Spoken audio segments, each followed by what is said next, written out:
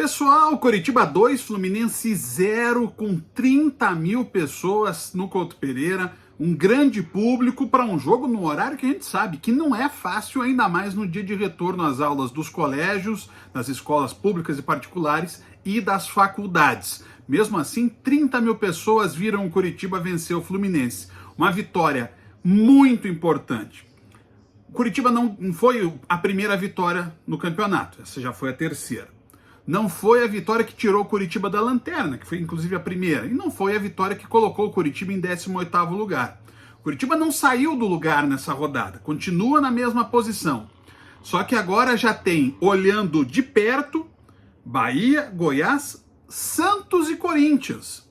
E mais, conseguiu um resultado de afirmação. É claro que a jornada do Coritiba é muito longa. O Coritiba tem que continuar pensando em fugir do rebaixamento.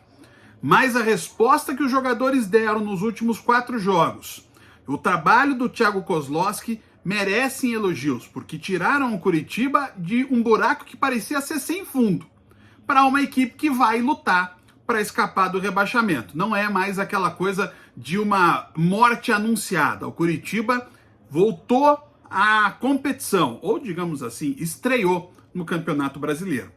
O Coritiba enfrentou um adversário que, quando está em bom momento, ele é praticamente imparável. A gente viu o Fluminense fazer isso contra o Flamengo, contra o River Plate. É um time que, quando está em boa fase, com o Cano em campo, é um time que envolve o adversário e você não tem por onde sair. Mas esse mesmo time, que é quase impossível de ser marcado, às vezes é facílimo de ser marcado. O que pensou o Fluminense? Abafa no início do jogo, abre o placar e aí impõe o seu jogo diante do Coritiba. Não deu certo, porque o Coritiba se defendeu bem e começou a explorar os erros do Fluminense. Qual o principal deles? Com uma zaga lenta como a de Nino e Felipe Melo, em especial Felipe Melo, se você deixa o time muito adiantado, vai ter espaço de velocidade. E foi assim que o Coritiba construiu os gols do primeiro tempo. Bola longa, viradas de jogo, saídas em velocidade, deslocamentos pelo lado do campo. Assim sai o gol do lançamento que para no peito do Robson e ele é derrubado pelo Felipe Melo, o próprio Robson cobra o pênalti.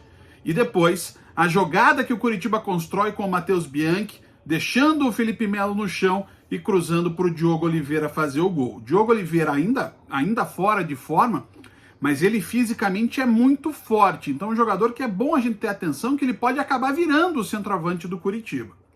E nesse jogo, o que aconteceu? Com o primeiro tempo em altíssima voltagem, muito ligado, o Coritiba impediu que o Fluminense jogasse. O Fluminense demorou a acertar uma bola no gol do Gabriel, enquanto o Coritiba foi criando oportunidades no primeiro e no segundo tempo.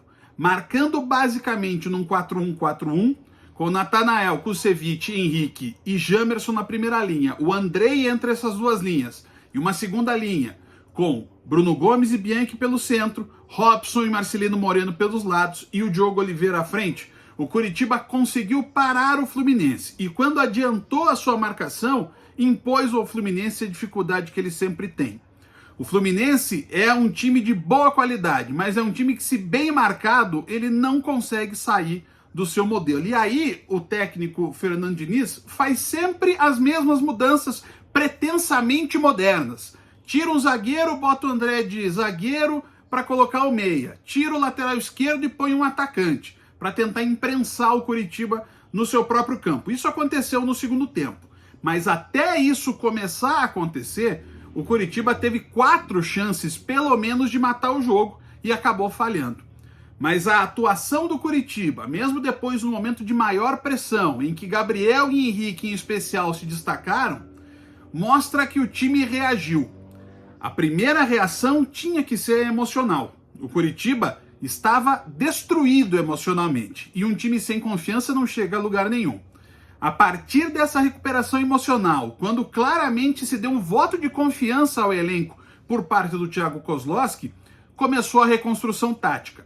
Sem reinventar a roda, com tranquilidade, cada um jogando na sua posição, quando necessário a adaptação do Diogo e do Vitor Luiz como jogadores de lado de campo para ter uma melhor marcação e evitar o avanço dos laterais, o Coritiba construiu resultados. Primeiro contra adversários diretos, Goiás e América. Depois contra o Cruzeiro, que já está um pouco mais acima. E agora com o Fluminense, que estava indo, lutando para chegar ao 5º lugar, e é o time treinado pelo atual treinador da seleção brasileira. Uma grande vitória do Coritiba, que tem força sim para escapar do rebaixamento. E com mais contratações, dá para você fazer essa era pós-Aleph Manga. Nos 2 melhores jogos do Coritiba na temporada, o Manga não jogou. Alguma coisa você tem que pensar em relação a isso. Um abraço!